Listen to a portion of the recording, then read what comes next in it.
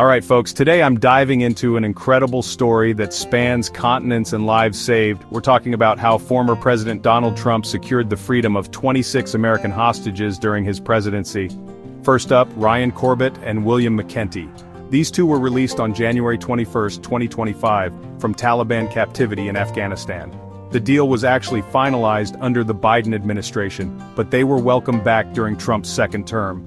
Corbett was working with NGOs focused on education out there.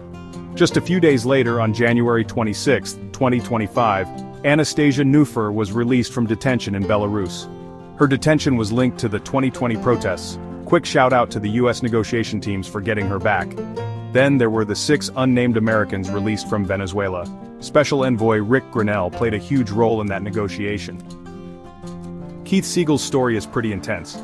He was held by Hamas in Gaza for 484 days after being captured during the October 7, 2023 Hamas attacks. He was freed on February 1, 2025, and even thanked Trump for saving his life at an NRCC event. Mark Vogel was another significant release. Detained in Russia for over 3 years for possessing medical marijuana, he was freed on February 11, 2025. He and his mother even attended Trump's 2025 address to Congress. The very next day, February 12, 2025, another unnamed American was released from Belarus. Secretary of State Marco Rubio made the announcement. Sagui Dekelchen, an Israeli-American, was held hostage by Hamas for nearly 500 days. He was captured during the same October 7, 2023, Hamas attacks and was released in February 2025. Upon release, he learned about the birth of his third child. March 13, 2025, saw the release of 10 unnamed Americans from Kuwait. These included veterans and military contractors who were detained on drug charges. George Glesman's story took a positive turn on March 20, 2025.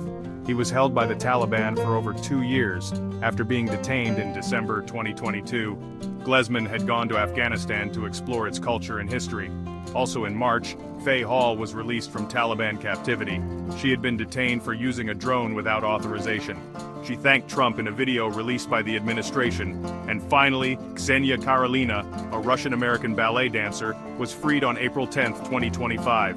She had been detained for over a year for donating to a Ukrainian charity. She also expressed her gratitude to Trump. So there you have it, folks. At least 26 Americans were brought home during Trump's presidency, each with their own harrowing story. Whether you agree with his policies or not, these lives saved are undeniably significant. If you enjoyed this video, don't forget to like, comment, and subscribe for more updates and deep dives into political events. Thanks for watching, and I'll see you next time.